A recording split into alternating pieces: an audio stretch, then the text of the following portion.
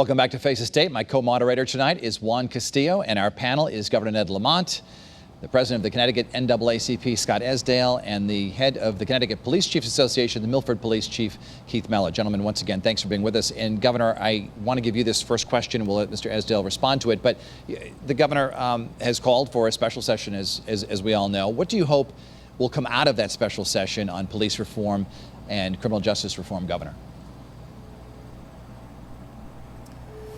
I think we got to build on what we did last year. I think number one, as the chief said, I want body cams on all of our police, and we ought to make funding available for that. I want people to be able to see that body cam video. I want that one way to evaluate how our police are doing.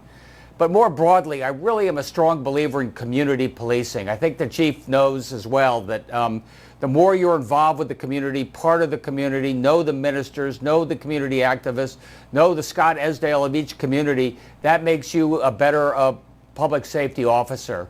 And I think we've got a way to go there, but we're making a good start. I saw that during the protests over the last couple of weeks. I saw what was going on around the country. And in this state, I saw the police working with the protesters, working with the organizers, doing everything we could, even taking a knee, arms locked, standing up for the principles that these people were protesting over, but keeping it safe. Mr. Esdale, I'll let you weigh in here. Well, what I would like to say is that, once again, the cameras are good, and I'm for cameras, but at the same time, we need meaningful results with action. And I think people are fed up. They're tired of empty words and political actions as usual. They're looking for change. And the way that we change this is, once again, having officers that are conducting themselves with police misconduct and police brutality and killing people and walking away without consequences. That has to stop. And it has to stop at the state's attorney's office. We need to, this is another issue, Mr. Governor. Right now, state's attorneys are selected for 8 years. Many people and many conversations right now among civil rights activists and criminal justice individuals that are striving to push for reform are striving to get that down to 4 years. We need more prosecutorial accountability also. There's a lot of prosecutorial misconduct out here because they work with the police officers, and they're the ones that let the police officers go. So we need action. There's the Criminal Justice Commission here in the state of Connecticut that is the body that the governor chooses to push for accountability in the criminal justice system. And we need change, Governor, and we need you to push for that for this upcoming session. Juan, do you have a quick question? Yes, well, I mean, one of the things that I really would like to see, Governor, you've had Senator Gary Winfield do a study on traffic stops in Connecticut, and it was appalling how often we got stopped as black people. Yes, we get killed and we go through a whole lot of stress over that, and that's been happening to us.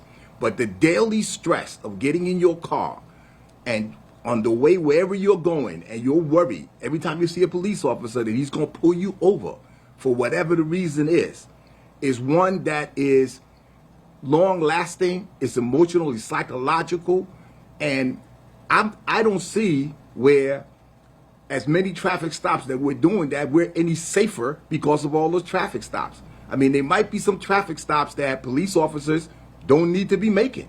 I mean, but right now it seems like that's an excuse to stop us, and then, as you see, everything bad happens during those traffic stops. Those are the most dangerous situations for our people, much less for the police officers. The bad guys, of course, right? But most of us are not bad guys, and we get treated as such, and we get profiled that way.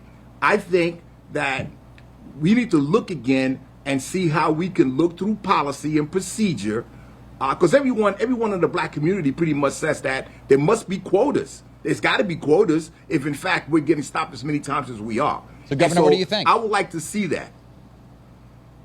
Governor?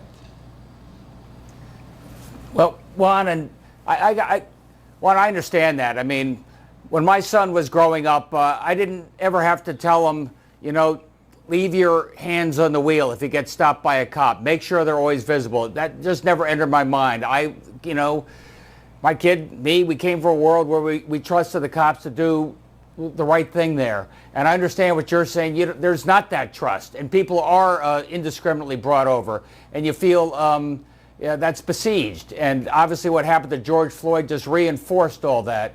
And I think that's why you hear the chief and our state police trying to do better, trying to do everything we can to earn your trust, earn the trust of the community, reach out to the community. One thing I really believe is we got to have more police of color.